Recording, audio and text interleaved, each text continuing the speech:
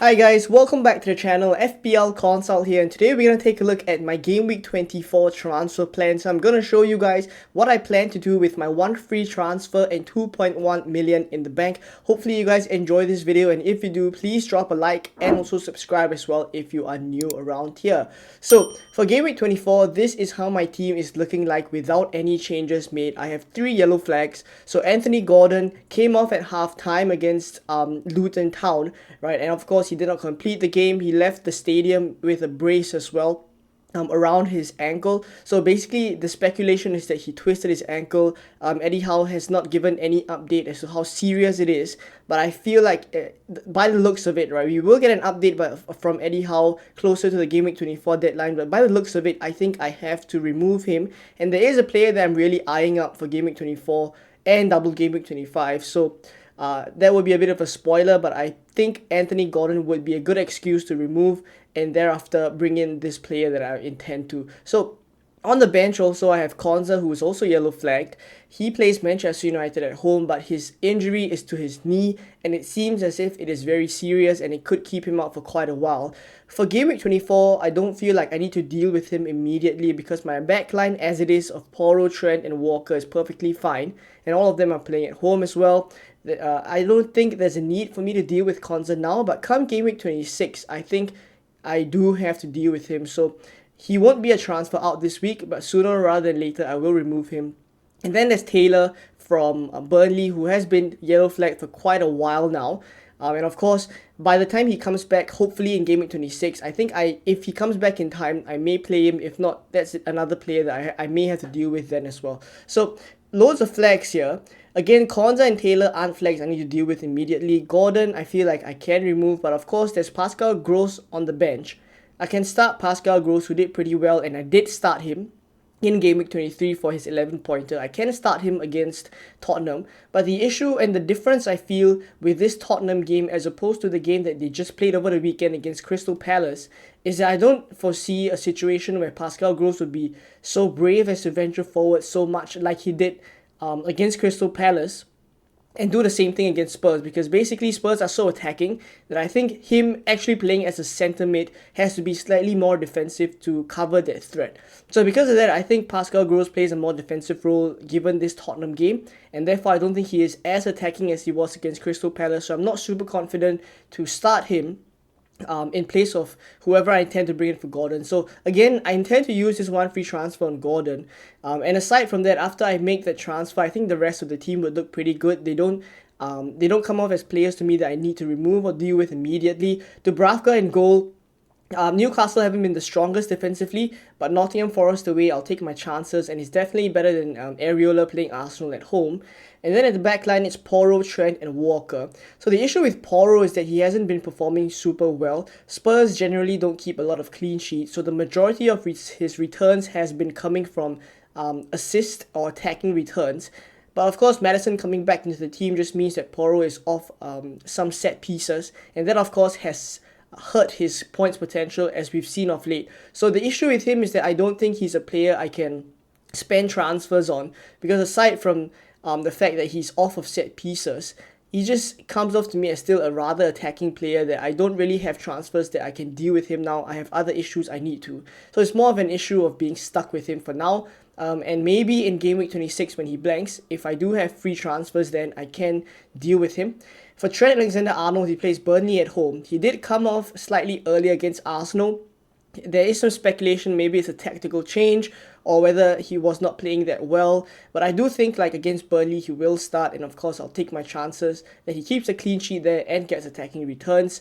For Kyle Walker playing Everton at home, Man City have been evading those clean sheets. Burnley, they didn't keep a clean sheet. Last night against Brentford, they also didn't keep a clean sheet, but hopefully moving forward, when I now need to use Walker for the foreseeable future, hopefully they start to pick up a couple of clean sheets. In midfield, it's Palmer, Foden. Ignore Gordon because Gordon will be replaced by by Jota that I plan to bring in. A little bit of a spoiler, but I intend to bring Jota in. So it probably will look like Palmer, Foden, Jota, and Saka. And basically, I don't feel like I need to remove any of these players again, right? Because once again, Foden's coming off a 20-point haul. Palmer, he just got 8 points, and Saka just got 9 points. These are players that I feel I can hold for quite a while. at least for Foden, a lot of people were thinking maybe he could be benched in Game Week 23, and of course, unfortunately for those FPL managers, he hauled in Game Week 23 with a hat-trick. But I think sooner, after the Game Week 25 double, if I do want to bring Salah back in, assuming he's fit, I think Foden is my route to Salah. So that is my thoughts on Foden right now. I think his time in my team is probably going to be 24, 25, and 26. And thereafter, if I look to bring Salah in, depending on the form and also how Liverpool's looking, as well as the fixtures, he could be my route back to Salah. So that's just thoughts on Foden for now. For Jota, when I bring him in for Gordon, the plan is to bring Jota in so that he can, I have this Burnley fixture, and thereafter he has that double in Game Week 25 as well. And that would be probably how long he stays in my team, and I'll probably transfer him out after that. I'll show you guys my rough plan for the next few game weeks as well in the transfer tinkering section. And then Saka with West Ham away. Before the Crystal Palace game, we were all saying that Saka could be sold, etc. But now he's played Crystal Palace, he's returned, he's played Liverpool, he's also returned. So now it seems as if Saka is perfectly fine. But all along this whole season, he has been ticking along with returns. So I think moving forward, our opinion of Saka may change, and he probably will still be in my team for the foreseeable future. And up front, it's Haaland, Solanke and Watkins. I don't foresee a situation where I have transfers to remove Solanke later on. I have worked out a rough plan of my future game weeks, and I don't see a way for me to remove Solanke, especially since there's a potential he doubles, where the Bournemouth-Luton game could be rescheduled to 27 or 28, and then I'll have to bring him back in again. So maybe I sit with Solanke for quite a while. I know this is slightly different from what some people may be thinking of bringing in Darwin Núñez for Solanke. I just don't have the funds for that. So basically, it seems as if I'll be sticking with Solanke and doing Gordon to Jota for now. So now let's take a look at my transfer tinkering section, where I will play around with the transfer tool and show you guys my plans for the future game weeks. So this is my team on the Fantasy Football Hub transfer planner, and let's go ahead and lock in my Game Week 24 transfer. So the plan is to do Gordon to Diogo Jota. So the thing with Diogo Jota is I feel like I'll be missing out on a lot of points if I don't go for him. Yes, it says minus 0.2 in the bank, but you can ignore that. Jota has risen in price, but I have enough money to bring him in.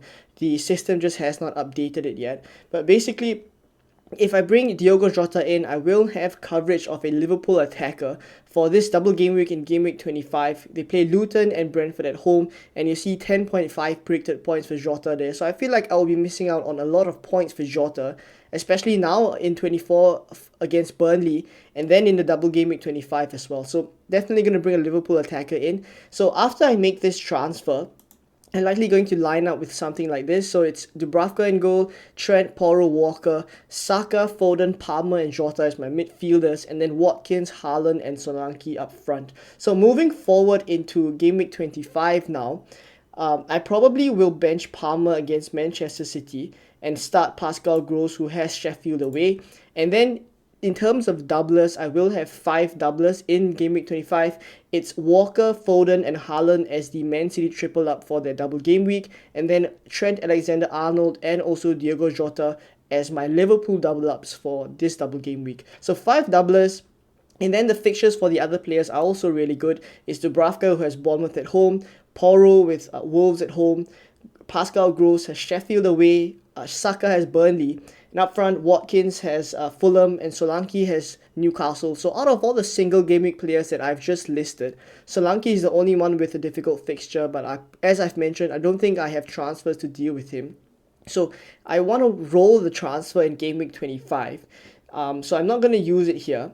And then come Game Week 26, you will see that there are blankers in my team, quite a number of them. So Porro, Trent, Diogo Jota, and of course Palmer, who's on the bench right now, all blank. So I have 4 players blanking, and then Konza and Taylor aren't options as well.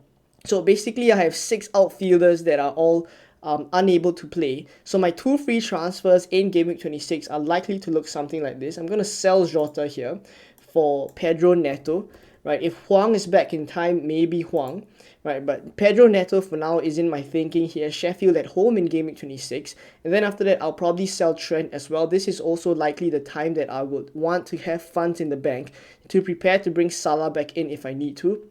So I'll take advantage of when Trent blanks here in Game Week 26. And of course, by the time this comes around, we will get more information, slightly more information. We still won't know for certain you still won't know for certain the exact teams that are blanking in Game Week 29. That will only be available to us, or that information will only be available to us before the Game Week 27 deadline. But at least before Game Week 24, we will have an idea of whether Chelsea or Aston Villa are blanking in Game Week 29, and thereafter their opponents will blank as well. So only either one of these teams can blank. So thereafter I can choose a defender from those teams to replace Trent Alexander-Arnold, and that would of course give me more money in the bank. So let's say, for example, let's say I go for an Aston Villa defender, right? Assuming Aston Villa lose to Chelsea, right? I have no idea what's going to happen for the Aston Villa versus Chelsea game later on before the Game 24 deadline. That could change my 26 transfer plans, but again, this is just for illustration purposes. So let's say I bring Alex Moreno in here. Again, loads of money in the bank, 5.3. I can sell Foden and I get Salah back. So that is basically the plan, right? And hopefully Taylor, that's why I've mentioned at the start that Taylor would be important, because I will need him to replace Pedro Porro here, because Porro will be blanking here. So hopefully either Konza or Taylor are available by then, but if not, I think this is also a week that I can take a chance to take a hit and remove Konza for a player that I can keep for the longer term. So going all the way back to Game Week 24, again, Jota in for Gordon is the plan, and likely my team would look something like this. So let me know what you guys think of the plan and who you guys are bringing in, how many doublers you will have for Game Week 25. That obviously has to come into our thinking as well. But if not, thank you guys for watching to this point. The videos are back. My apologies once again for missing on many uploads the past few game weeks, but the videos are well and truly back, and the content will kick on from this game week onwards. So thank you guys for watching, and I'll catch you guys in more Game Week 24 content very soon. Bye bye.